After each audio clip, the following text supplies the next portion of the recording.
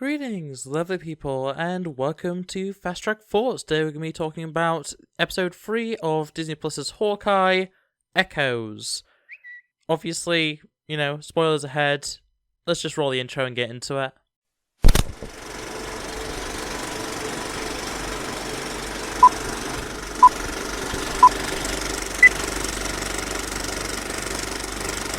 Okay, so we actually start off with another flashback, this time to 2007, with Echo's backstory, and I quite enjoyed it. We get to learn a lot about just Echo as a person. Obviously, she's deaf, which we already knew. She's also, I don't know what the correct term is, so forgive me if this is an incorrect term, but she's an amputee, she's missing a leg, and it's never really touched upon, but is shown a good few times that she is missing from the knee down on one of her legs.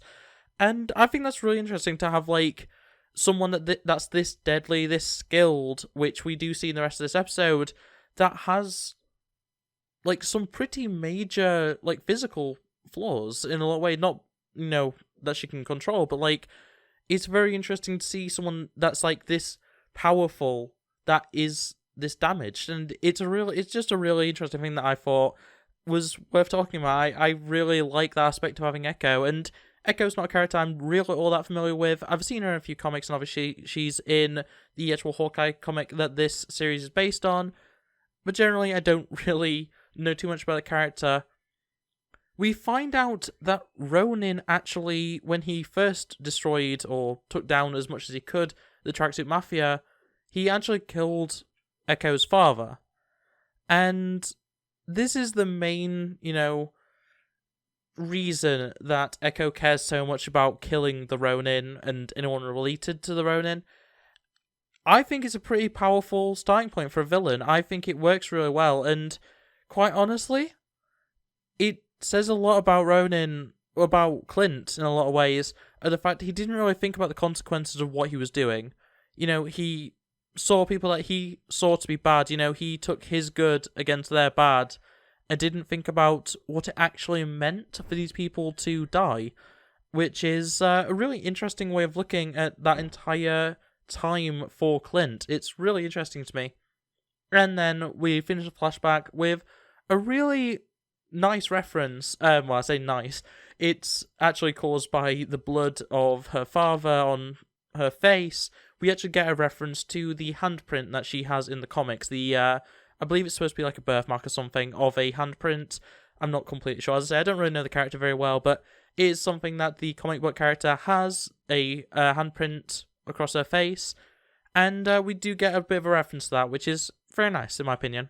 And then we come back to where we left off last episode with Hawkeye and Kate. I'm going to just be going between names all the time here, but they're being, I guess, tortured by the children's rides that they were strapped to, just kind of forced to ride them for a long time and just be laughed at and mocked and stuff.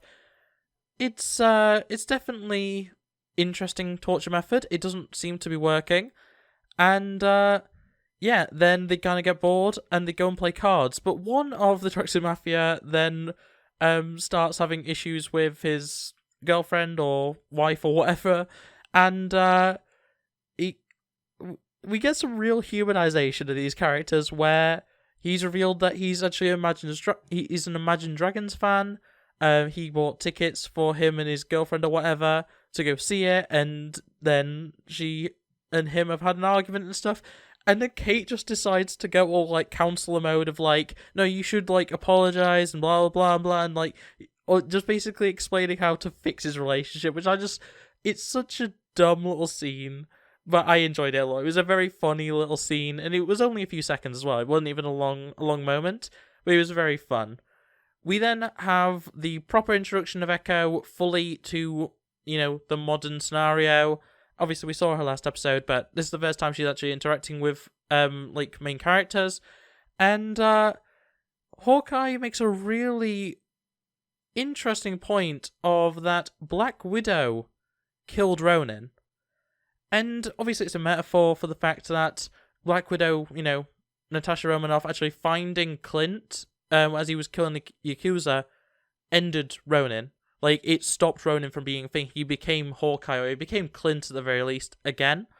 And it's a really interesting way of looking at it, that, yeah, Black Widow did kill Ronin, and then they make a reference to the fact that, Black Widow killed Ronin, and then Black Widow is dead, so it's kind of it's kind of a bookend.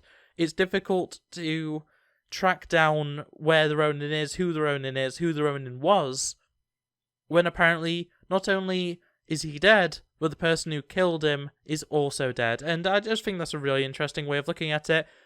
It would have probably worked a lot better if there was a little bit more mystery around Ronin. Like, obviously, they couldn't have that, but it is definitely an interesting little thing. We don't actually have Clint at all admit to being Ronin, which is a very interesting way of, I suppose, setting him up as just this, like, flawed character, which he always has been, he always will be.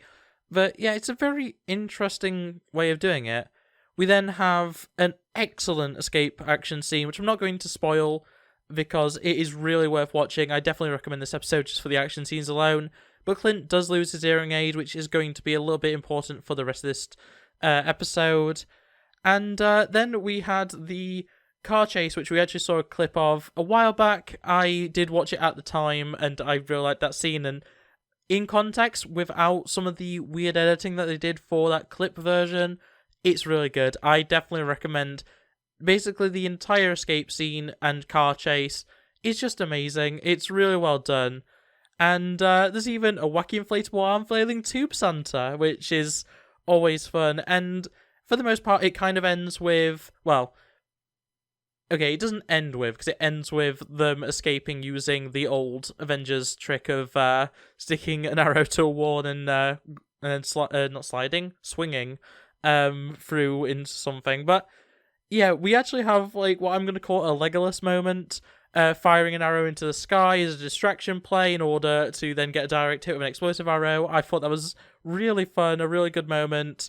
And that entire chase sequence ends with, what I'm going to call a classic subway scene. It's just two people talking. They look a bit weird, just a bit battered and bruised and everything. They're just kind of worn out, sat in a subway car, and just chatting. And it is made funnier by the fact that Clint is deaf. They keep repeating, Clint keeps repeating what Kate is saying and stuff to that effect, because obviously he can't hear her. And it is some really good comedy that comes from Clint being deaf. And then suddenly Clint being deaf is very sad when his youngest child actually calls and he can't hear him. And at first he even thinks that it's his wife, because obviously he just can't hear him. And luckily Kate's there and manages to do some quick writing down of what's being said, just so that a conversation can be had. And it is a sweet scene, but it's also very, very sad. And yeah, I was honestly thinking this would be kind of like when the Doctor went blind, and it would probably be a few episodes before Hawkeye got his hearing back. That's not the case. They do actually get it fixed pretty quickly, and it goes back to normal for the most part. There's some really nice discussions once Hawkeye has his hearing aid back, going over what it means to be a hero, the sacrifices, but also what you can gain out of it, which is played mostly for laughs. It's things like a fun costume and trick arrows, that kind of thing. It's a dumb scene, honestly, but it does connect a lot of things, and especially when Spider-Man's coming out soon, we still haven't heard the "with great power comes great responsibility" line in the MCU. This is a scene that kind of encapsulates that kind of thing of, like, you will lose a lot to have this life if you want it. And you will gain things, but you will also lose so much more. And I just think that's a really interesting way of looking at being a hero in the MCU. Because it's not something we've really had explored in any other Marvel media, really. So I don't know. I'm really liking the exploration of this stuff. I wish that we'd see more of this, and I guess we kind of did see it in Falcon and the Winter Soldier, but it was to a much lesser extent focused on. I hope that we get more discussions like this in the rest of this series. Hopefully that is the case, but in any case, I really enjoyed that conversation. It was really fun. We get a reference to the classic Hawkeye costume with the purple and the weird hawk mask and stuff with the H on it. All fun stuff. And then we get a discussion of what it means to be Hawkeye in the MCU. You know, Hawkeye is supposed to be a ghost. He doesn't see himself as a role model. He also makes a reference to the fact that if he went around dressed in bright colours and spandex, his wife would divorce him, which, you know, I think that can apply to a lot of the Marvel characters in the MCU. But yeah, it's very much it's very much an entire interesting scene of just discussing what it's like to be a hero in the MCU, what it like actually means to be Hawkeye specifically, and just overall, I really enjoyed it. And then we get, of course, a reference to Pizza Dog. They still haven't named Lucky properly, but he does perk up at being called Pizza Dog, so potentially they're just going to call him Pizza Dog. That's perfectly fine for me. I do want him to be called Lucky, or some sort of, you know, amalgamation of various other things. I just want him to have an actual name. Pizza Dog is great. I want him to have an actual name, but hopefully that'll happen. They then break into Kate's mother's apartment, and we find out that one of the main henchmen of Echo is working for Sloan Limited.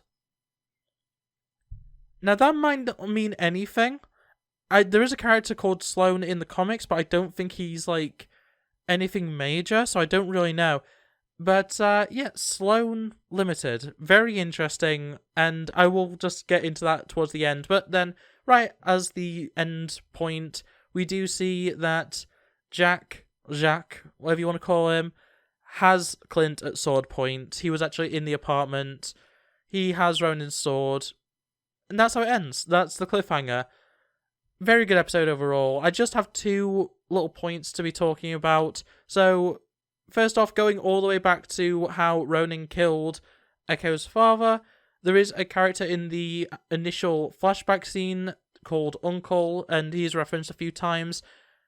It is definitely possible based on what we see him wear, because we never see his face, we see his hand, and we see what he's wearing. He's wearing a black suit, and I may be wrong. He appears to be a white guy.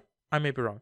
So, potentially, with them not showing his face and him being a large guy wearing a black suit,